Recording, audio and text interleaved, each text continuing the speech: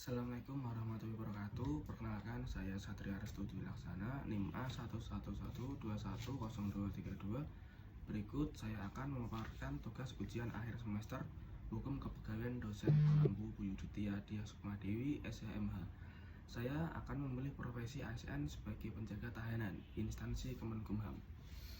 Untuk yang B, untuk profil instansi Kementerian Hukum dan Hak Asasi Manusia atau Kemenkumham, berdiri sejak 19 Agustus 1945 dengan nama Departemen Kehakiman, bertanggung jawab kepada Presiden, bertugas menyelenggarakan urusan HAM dalam bidang terkait hukum dan HAM seperti pengelolaan lembaga pemasyarakatan, imigrasi, dan kekayaan intelektual. Selanjutnya, penjaga tahanan Kemenkumham tugasnya yang pertama mengamankan dan mengawasi warga binaan di lembaga pemasyarakatan atau lapas. Yang kedua, melakukan pengawasan terhadap narapidana. Yang ketiga, memberikan bimbingan dan pembinaan kepada narapidana. Yang keempat, mencegah kerusuhan di dalam lapas. Yang kelima, menjaga hak dan kewajiban narapidana. Yang keenam, mengelola hasil kerja warga binaan. Yang ketujuh, melakukan bimbingan sosial atau kerohanian terhadap warga binaan. Yang C, alasan saya memilih profesi penjaga tahanan Kemenkumham ini yaitu sesuai minat saya, peluang pengembangan karir, gaji dan tunjangan yang cukup, dan pengabdian kepada masyarakat. Yang D, berikut untuk hak penjaga tahanan. 1. Mengikuti ketentuan berlaku. Yang kedua, melindungi kesehatan orang tahanan. 3. Mematuhi prosedur kunjungan. 4. Menghindari penyiksaan. 5. Memberikan informasi status penahanan.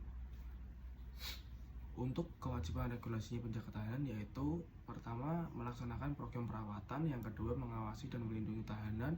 Yang keempat, menaati prosedur kunjungan. Yang kelima, mendukung kehadiran dokter atau petugas kesehatan. Untuk E, apabila saya penjaga tahanan tidak melaksanakan kewajiban sesuai profesi, dampak sanksinya yang pertama, kehilangan hak, pekerjaan terbengkalai, dan tugas terhambat, serta konflik sosial. Untuk yang F, jika ASN atau PNS diangkat menjadi pejabat negara, mereka harus diberhentikan sementara tanpa kehilangan status PNS sesuai dengan Undang-Undang Nomor 5 Tahun 2014 dan Peraturan Pemerintah Nomor 11 Tahun 2017. Selama masa pemberhentian, mereka tidak menerima gaji sebagai PNS, melainkan gaji sesuai ketentuan pejabat negara.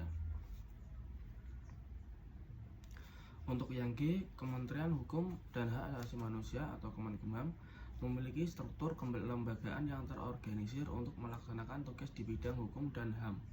Kelembagaannya yaitu yang pertama, Kemenkumham berdiri dari beberapa direktorat jenderal termasuk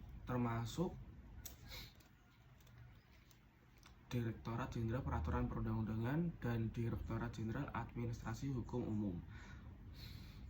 Untuk manajemennya, manajemen Kemenkumham melibatkan perumusan kebijakan, pengawasan, dan pembinaan hukum. Tugasnya mencakup penyusunan peraturan, pelayanan publik, serta pengembangan sumber daya manusia di bidang hukum. Untuk yang H, fungsi organisasi ASN di Kementerian Hukum dan Hak Asasi Manusia atau Kemenkumham meliputi yang pertama, melaksanakan kebijakan publik. Yang kedua, pelayanan administrasi. Yang ketiga, pembinaan dan pengawasan. Yang keempat, fasilitas peraturan. Dan yang kelima, penguatan hak asasi manusia.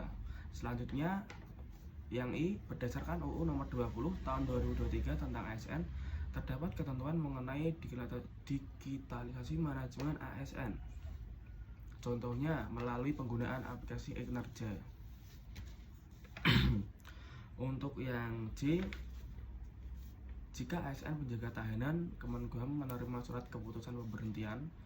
Berikut adalah mekanisme penyelesaian administrasinya. Yang pertama, pengajuan banding, proses banding, evaluasi dan keputusan, dan penyampaian hasil. Hasil keputusan dari proses banding akan disampaikan kepada ASN yang bersangkutan, dan jika keputusan tidak memuaskan, ASN dapat mengajukan upaya hukum lebih lanjut sesuai ketentuan yang berlaku. Regulasi terkait yang mendasari proses ini adalah UU Nomor 5 Tahun 2014 tentang ASN dan PP Nomor 11 Tahun 2017 tentang Manajemen Pegawai Negeri Sipil. Sekian pemaparan tugas dari saya. Terima kasih. Wassalamualaikum warahmatullahi wabarakatuh.